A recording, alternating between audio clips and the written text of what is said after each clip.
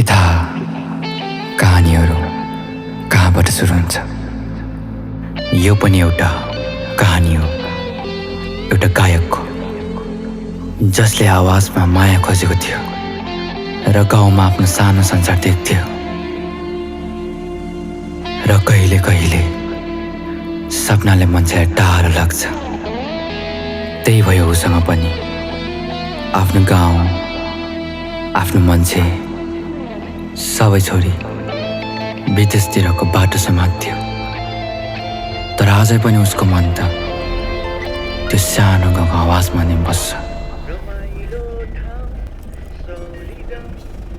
ल यो त हाम्रै गाउँको गीत पो रहेछ त है। हो नि हो भाइ, यो त हाम्रो एसके दाजु गीत हो नि हो भाइ। उहाँ पनि गाउँलाई साह्रो माया गर्ने मान्छे हो नि हो भाइ। उहाँ पनि भाइ अब आफ्नै परिस्थितिले गर्दा चाहिँ अहिले अब विदेशिनु परेको छ। अब भाइ यस्तै रहेछ हौ मान्छेको जिन्दगी। अब त चिन्दैन होला भाइ हामी त उहाँलाई।